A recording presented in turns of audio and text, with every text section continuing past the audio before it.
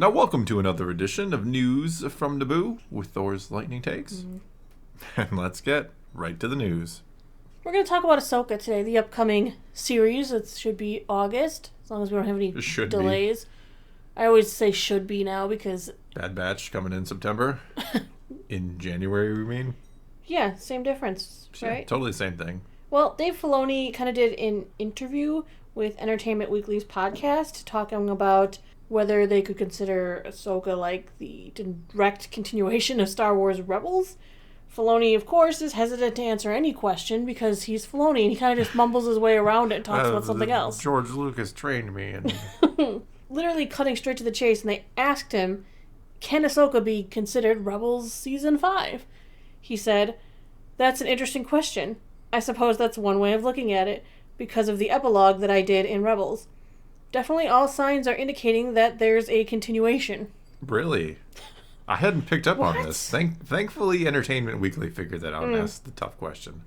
For me, when I'm telling these stories, I don't limit things like, oh, well, I did it in animation, so I would do it distinctly different in live action. There's just the story that is, and I was telling it in one medium. Rebels is a different style than the Clone Wars. Even visually, that changed the way I could execute certain things in Rebels. The story kind of evolved since I worked on Rebels. Working with Jon Favreau and settling things down in The Mandalorian created an opportunity to see how does Ahsoka work as a character in live action. I don't know how he said all that when they just asked him a straightforward yes or no. Is Rebels Season 5 Ahsoka? He totally politicianed that thing. He answered a different question, but it makes it feel like he answered the original question. But he didn't answer. But he definitely did not. I mean, the series has Ahsoka, Ezra, Sabine, Hera, Chopper, Thrawn. We've seen a live-action Zeb now. So what you're saying is no connection to Rebels at all? None. No, totally different.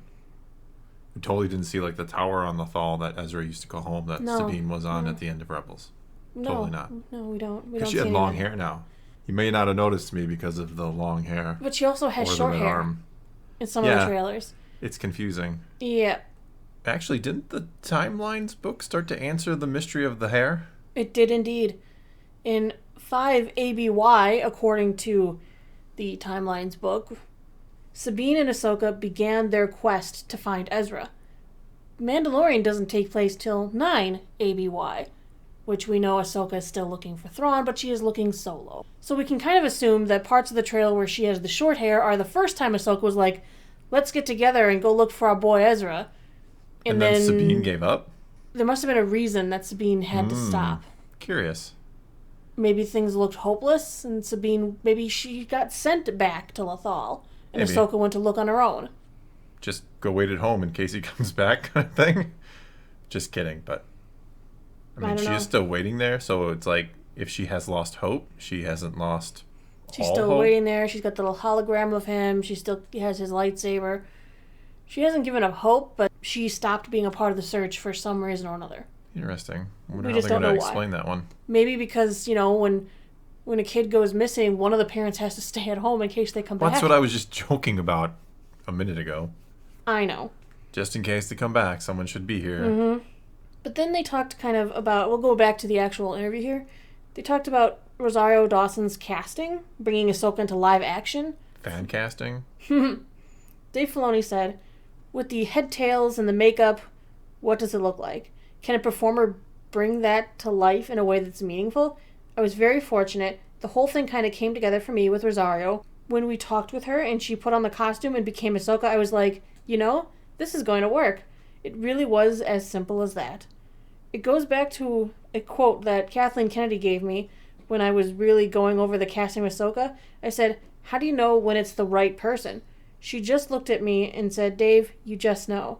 I'm in a very privileged position to have a mentor like her advising me and just giving the knowledge that you need to make the choices creatively that you end up doing. She was right. I just knew when it was Rosario, and that kind of brought Ahsoka together for me, and off we ran. Sometimes you just know. Sometimes you do just know. I feel like sometimes they get paid to just say, look, Kathleen Kennedy said this great thing. Like they know that there's so much like dislike of Kathleen Kennedy that all the interviews they always have to be like, hey, you know this one time Kathy said this great thing. Whether it's true or not, we'll never know. She's their boss. Mm-hmm.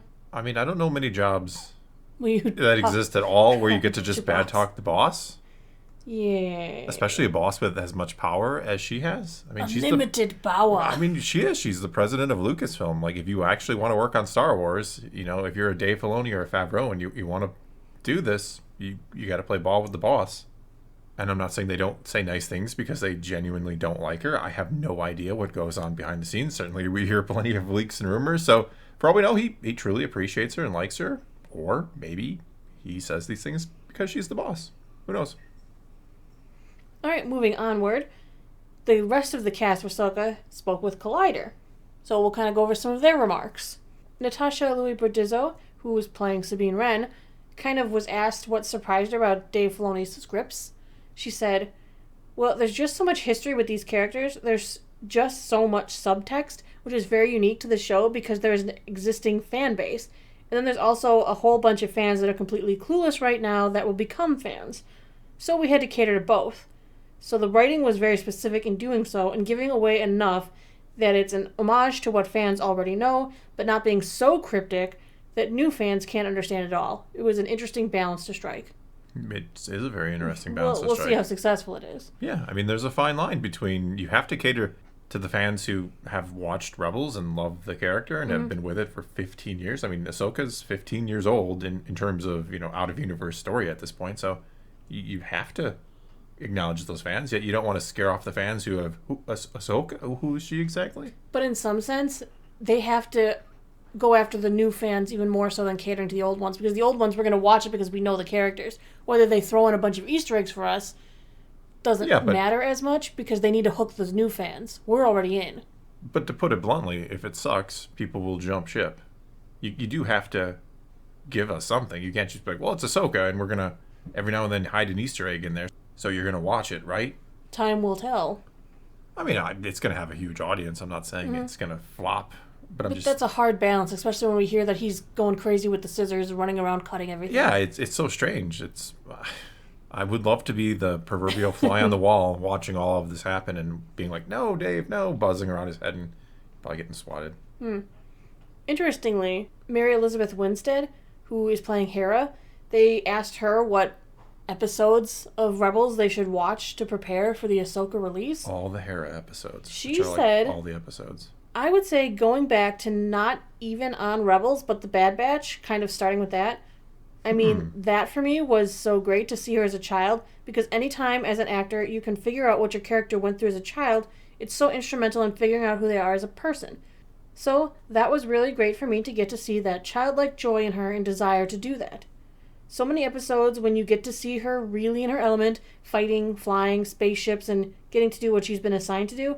She was such a little girl, and the joy that brings in her, and also as time goes on through the series, and how the stakes grow in different ways, and things become more and more complex and emotional, I know for me, trying to figure out, okay, how does she still get joy from that, but also, you know, bring in the stakes and the concern she has for this family. Speaking of family, Jason Sendula. Where is he? Green hair and all. He's in there, you know he is. Is he a Jedi? Well, there was one Sabine shot. did say he was like his father. There was that one shot ages ago in like the first preview they gave for Ahsoka at the celebration previous to this one, where there's like a person force pulling a cup or something. That could be him. Yeah, I should say force sensitive, not a Jedi per se, but per se. But she's talking about the Bad Batch Season 1, Episode 11 and 12 arc that focuses on the Sendula family in the early days of Imperial control of Ryloth, where Hera grapples with her dreams of flying and her parents' political position. So it's interesting to kind of, see where she came from, but I would definitely watch some Rebels along the way if you can. Yeah, absolutely. I think Dave said Season 4 would probably be the most. Would be enough, he said. Yeah. Enough, because that's where enough of the big things leading into this would be happening, yeah. Mm-hmm. Plus, her relationship with Thrawn is interesting. She has a more close, I would say, relationship with Thrawn than the other members of the Ghost crew. Yeah, other than Ezra at the end there. Other than Ezra at the end, because, you know, she's actually kidnapped by Thrawn. He pokes fun at her family history, her family artifact, Right, next, Ray Stevenson, who plays the new character, Baylan Skoll, had a lot of praise for the whole cast and crew of Ahsoka. Yep, speaking positively about writing, production design, fight sequences, Regarding fight choreography, he said, they're character-driven fights. It's not just, here's a lightsaber, fight. They have character, the stakes are up, you don't know who's going to come out of it, or how they're going to come out of it. You may think you do, but when you're in it, that dynamic and that energy involved, it keeps you on the edge of your seat. Ahsoka dies confirmed. That would be the only surprise. That really would be a surprise if he finally gets rid of his waifu. Yeah, he's never going to do it. He wouldn't even acknowledge she might be dead in The Rise of Skywalker. No, when she he speaks. won't. He's like, well, just because she spoke there doesn't mean she's dead. She's just communicating through the Force, yeah, or maybe... because she's so powerful. And... Kidding. He was also asked about his relationship with Thrawn. They're like, so, what is your relationship with Thrawn? Is it, like, adversaries? Is it friendly? What can you say? He said yes. Trained by Dave Filoni himself. Yep. But I've heard that he, originally I thought that he was going to be like a subordinate of Thrawn, but now I think he's not. I think he might have invaded a space that did not belong to him, belonged to these other cultures, these other people out there, and maybe they don't like him out there either. It could very well be. There's nothing saying that they're on Thrawn's side. They might not be on Ahsoka's side either, but they're not on may not be on Thrawn's side. Yeah, good point. But Thrawn's such a nice guy. How could you not love him? He's a cultured man. He appreciates art. They also asked what episode was everyone's favorite, and nobody's really allowed to say anything, so they kind of looked around like, meh, and then Rosario kind of held up 5 fingers, so everyone's like, maybe it's episode 5. That might be the good one. Didn't she say the same thing about The Mandalorian? I don't know if I got trust everybody her in a anymore. tizzy. She just likes the number 5. It's fine. Yeah, she doesn't understand like 5. Yes, 5. At least she didn't say 6. Why? Now I'm confused and scared. For the Mandalorian. Oh, okay, I get you now. There you go. I thought you meant there was like something wrong with the number 6. Rosario also kind of spoke about surprising elements in the Ahsoka script that drew an interesting comparison between what we will see in Ahsoka versus what we have seen of her character in Mandalorian and Book of Boba Fett. She says, it was nice to deep dive into where they're at emotionally. We didn't get to see that or explore that so much in Mandalorian or Book of Boba Fett. It sort of hints at it, but I think you get to see that sacrifice that they're grappling with in the vigilance that it takes for them to still know that there is a threat out there and they have to be on top of it. It's lonely business to be out there fighting a threat that people don't even believe is real. It's really exciting as we go along, just how it was seated in the context and the subtext of it. For the fans who know and the fans who don't, it was really nice. I know, I'm excited. I mean, it's an interesting position to have a Jedi who tells you something and no one believes them. Because it kind of seemed like it was different in the prequel era, where if the Jedi was like, the sky is purple, everyone's like, the sky is purple, guys. The Jedi have decreed. The Jedi said the sky is purple.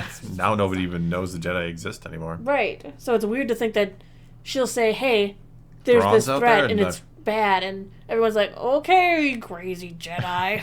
But what about Mon Mothma? Like, doesn't she believe? I don't think so. But I mean, I don't know, though. It's so tricky to use her as a character because in Andor we see how clever she is, and then we know she leads the rebellion, and then it seems like she kind of takes the whole thing off a cliff. Well, I'm being honest. I understand what you're saying. She demilitarizes and she apparently isn't going to believe Ahsoka. And we don't know. Maybe Ahsoka never even got all the way up to her in the speaking. Well, she should have. Maybe it's the amnesty program. They have corrupted so many people around Mon Mothma that she can't believe it. It's possible. The amnesty program is what demilitarized them, maybe. That's not what Aftermath told me, but then again, I can ignore that if we really want to. No, I'm just saying the amnesty program could have convinced Mon Mothma. Yeah, I get what you're saying. I'm not saying Mon Mothma wasn't the one who signed off, but there might be some factors we don't know. There could be. Lastly, they talked with Ivana Sanko, who is playing Shin, and she had an interesting comment. She said, I think Dave has done a brilliant job of expanding our understanding of lightness and darkness, that spectrum and what comes within it. What I love about him is that he loves silence and speaking through silence. Yes, he does. Well, speaking through silence is a hard thing for some directors, I would say. To have them... A lot of people have trouble speaking with silence that I've encountered in my life. You don't. No, I don't. I prefer when words. You speak with silence. I know you do. It's a lot more peaceful around here. It's very rare. Usually only when I'm sleeping. You know what they're talking about. I know what they're talking silence. about, yes. I know exactly what they're talking about. Let me explain it to you with words. Why don't you just explain it to me with a look, and we'll be done with that. All right. But anyway, that's going to be all we got for this time. So now it's your turn to take to the comments below and tell us what you think of any and all of today's Ahsoka news. How excited are you for the series? I have a poll running right now on the other channel, so if you want to comment over there, we might read it in the weekly Let's Talk Some Star Wars video. Anyway, leave those comments below or on the poll. Let's talk some Star Wars. And until next time, thanks for watching.